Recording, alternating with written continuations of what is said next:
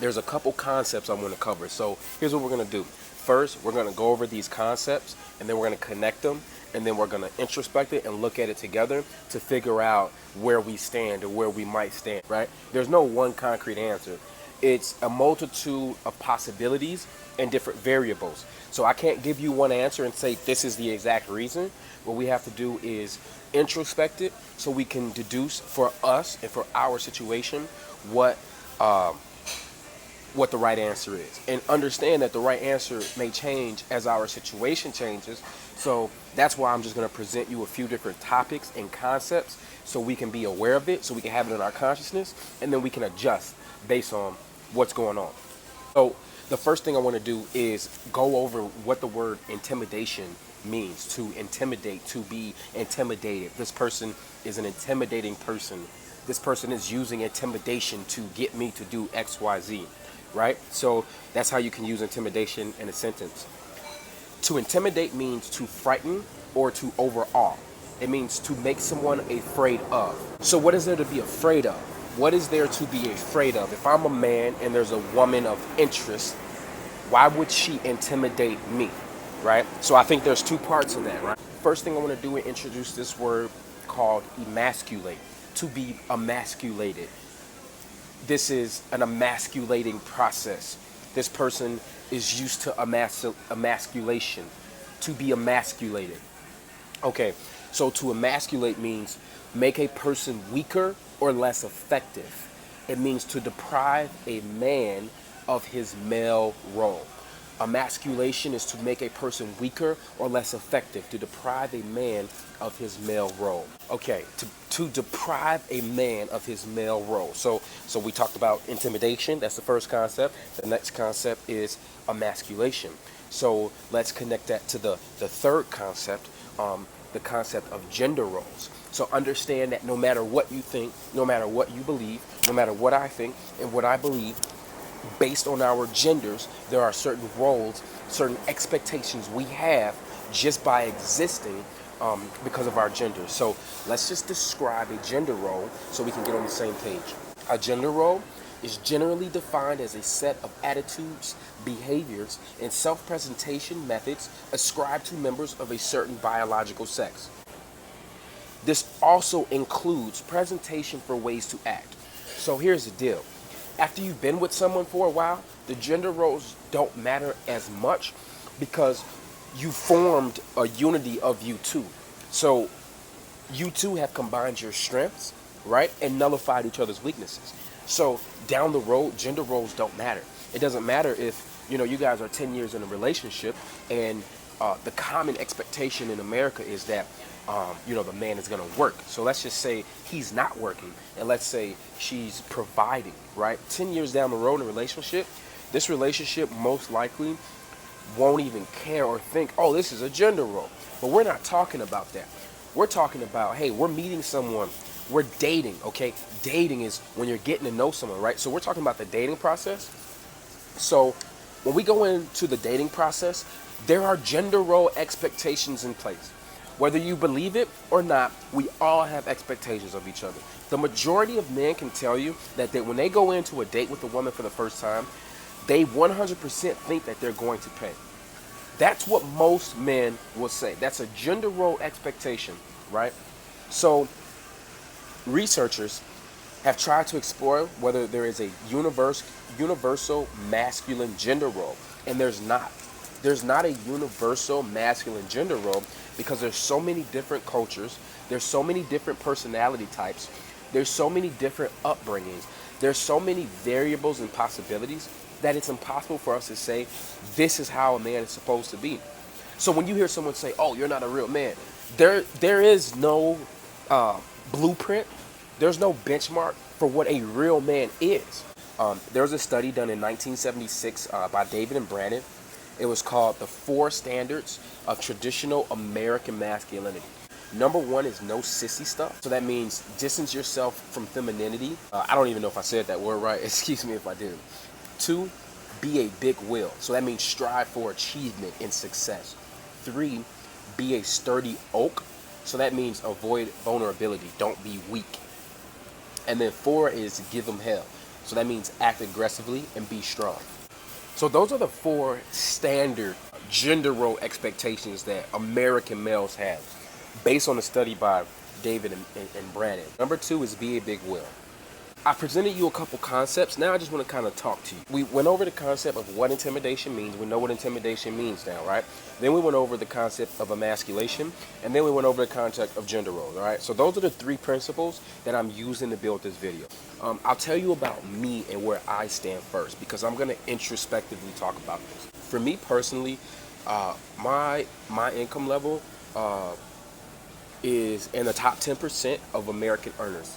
So I can buy whatever I want. I can go wherever I want. I can do whatever I want.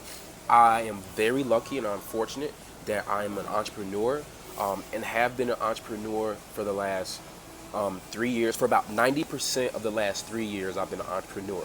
I had a moment where my dad passed away, and I got a job for a few months to help me while my mind was recovering from the loss. So that's just like my financial, I guess, where I'm at financially. So what does that mean when I go into a dating situation? For me personally, that's a great thing for me. I feel like I can take care of a woman in any situation I go into. I feel like I could buy her whatever I wanted to. And that matters. And let me tell you why that matters. Because this is the adult version of me. But I'm going to take you back to when I was 22 years old and I had no money and I had bad credit and I had student loans and I was... just got attacked by a bug.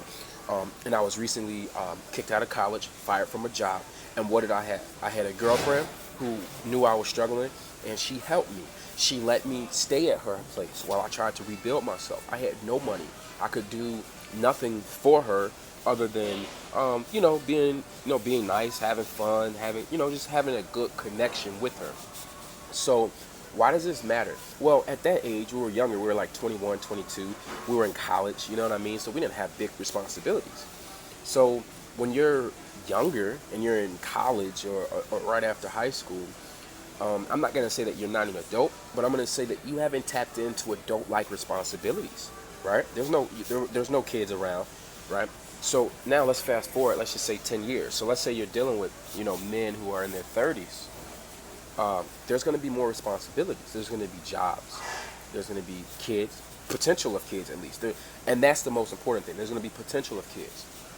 So what a man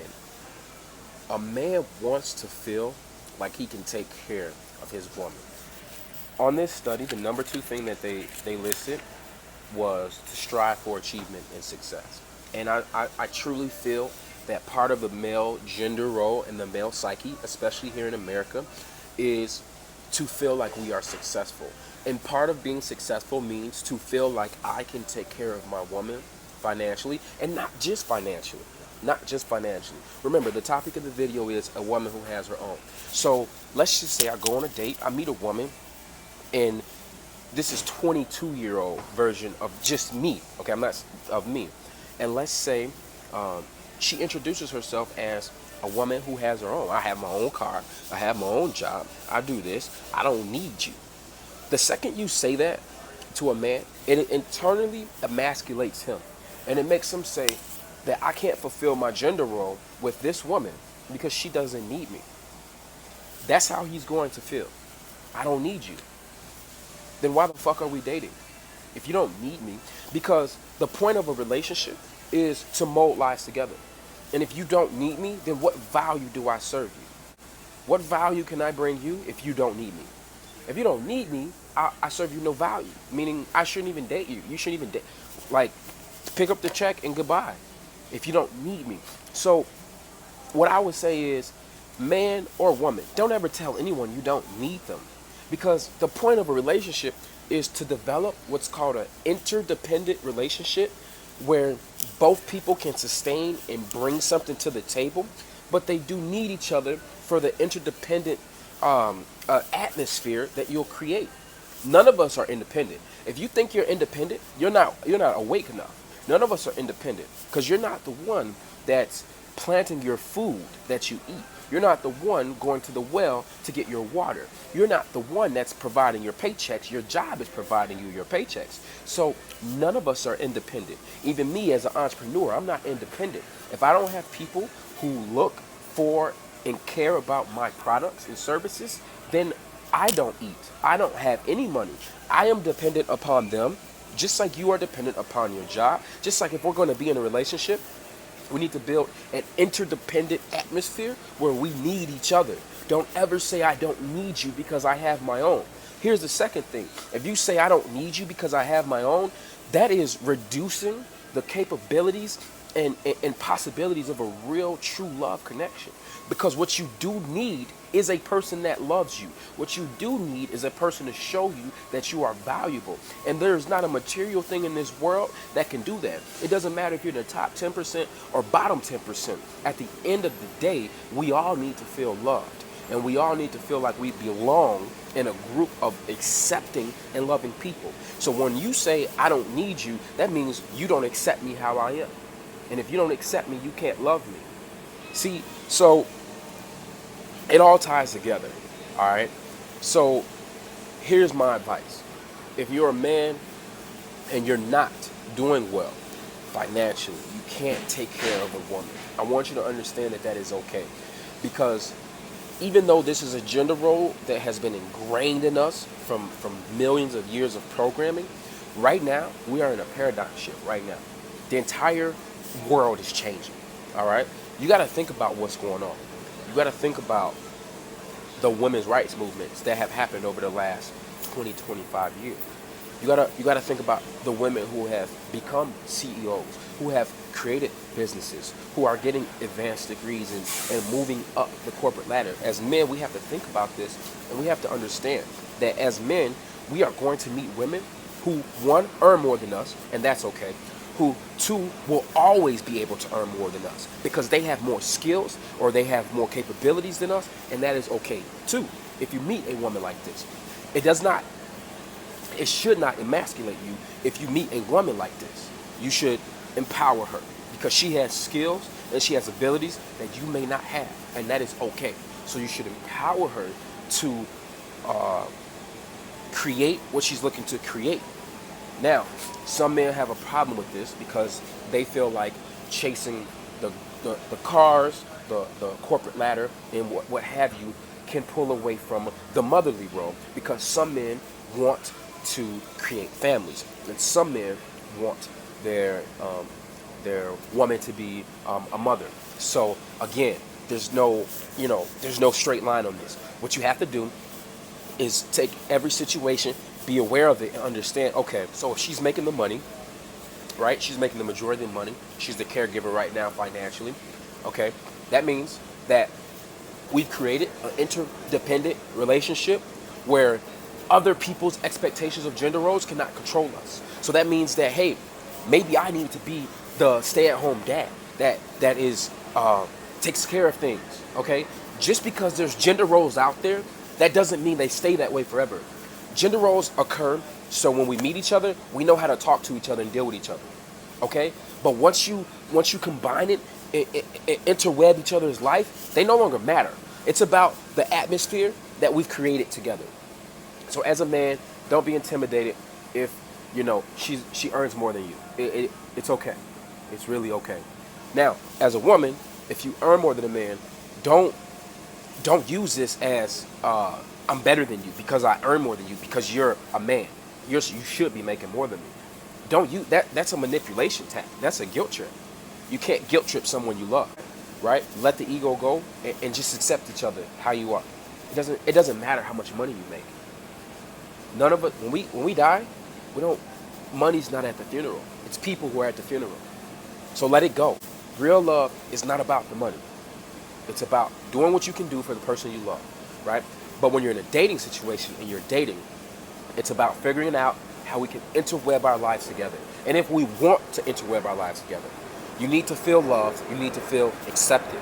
From here, I want you guys to just kind of introspect this within yourself. Maybe talk about this with a friend. Maybe share this video with a friend. Comment below. I'm super interested to see what you guys have to say about this. This is a hard topic to cover. definitely subscribe to my channel. I'm going to be bringing you guys some more videos. I have 3 books out right now. One on self-love, one on healing, another one on success. If you want them, check the link below.